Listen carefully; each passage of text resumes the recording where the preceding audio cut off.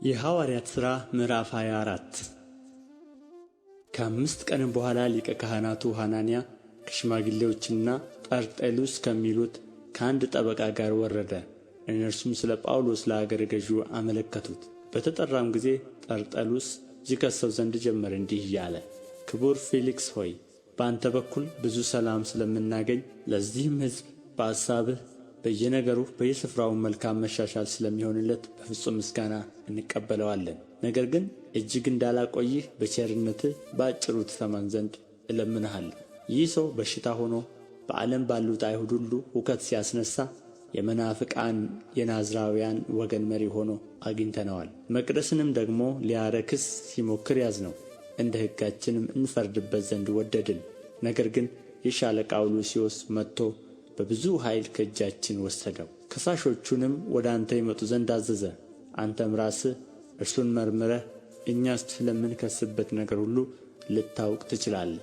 አይሁድም ደግሞ ይህ ነገር እንዲሁ ነው እያሉ ተስማሙ። ገዢውን በጠቀሰው ጊዜ ጳውሎስ መለሰ እንዲህ ሲል ከብዙ ዘመን ጀምረ ለዚህ ሕዝብ አንተ ፈራጅ እንደሆንህ አውቃለሁና ደስ እያለኝ ስለ እኔ ነገር እመልሳለሁ። እሰግድ ዘንድ ወደ ኢየሩሳሌም ከወጣሁ ከ12 ቀን እንዳይበልጥ ልታውቅ ትችላለህ። ከአንድም ስንኳ ስነጋገር ወይም ሕዝብን ስሰበስብ በመቅደስ ቢሆን በምኵራብ ቢሆን በከተማም ቢሆን አላገኙኝም። አሁንም ስለሚከሱኝ ያስረዱ ዘንድ አይችሉም።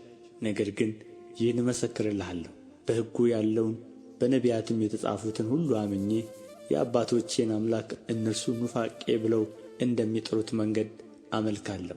እነዚህም ራሳቸው ደግሞ የሚጠብቁት ጻድቃንም ዓመፀኞችም ከሙታን ይነሡ ዘንድ እንዳላቸው ተስፋ በእግዚአብሔር ዘንድ አለኝ። ስለዚህ እኔ ደግሞ በእግዚአብሔርና በሰው ፊት ሁል ጊዜ ነውር የሌለባት ሕሊና ትኖረኝ ዘንድ እተጋለሁ። ከብዙ ዓመትም በኋላ ለሕዝቤ ምጽዋትና መሥዋዕት አደርግ ዘንድ መጣሁ። ይህንም ሳደርግ ሳለሁ ሕዝብ ሳይሰበሰብ ሁከትም ሳይሆን በመቅደስ ስነጻ አገኙኝ።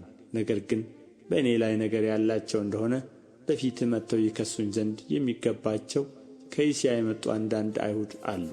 ወይም በመካከላቸው ቆሜ ዛሬ ስለ ሙታን መነሣት በፊታችሁ በእኔ ይፈርዱብኛል ብዬ ከጮኽሁት ከዚህ ከአንድ ነገር በቀር በሸንጎ ፊት ቆሜ ሳለሁ በእኔ ዘንድ ዓመፃ ያገኙ እንደሆነ እነዚህ ራሳቸው ይናገሩ። ፊሊክስ ግን የመንገዱን ነገር አጥብቆ አውቆአልና የሻለቃው ሉስዮስ በወረደ ጊዜ ነገራችሁን እቈርጣለሁ ብሎ ወደ ፊት አዘገያቸው። የመቶውንም አለቃ ጳውሎስን ሲጠብቅ እንዲያደላለት ከወዳጆቹ ማንም ሲያገለግለው ወይም ወደ እርሱ ሲመጣ እንዳይከለክልበት አዘዘው። ከጥቂት ቀንም በኋላ ፊሊክስ አይሁዳዊት ከነበረች ድሩሲላ ከሚሉአት ከሚስቱ ጋር መጥቶ ጳውሎስን አስመጣ። በኢየሱስ ክርስቶስም ስለ ማመን የሚናገረውን ሰማው።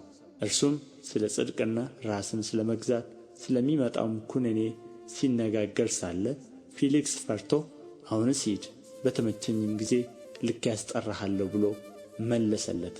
ያን ጊዜም ደግሞ እንዲፈታው ጳውሎስ ገንዘብ ይሰጠው ዘንድ ተስፋ አደረገ። ስለዚህ ደግሞ ብዙ ጊዜ እያስመጣ ያነጋግረው ነበር። 2 ዓመትም ከሞላ በኋላ ጶርቅዮስ ፊስጦስ በፊሊክስ ፈንታ ተተካ።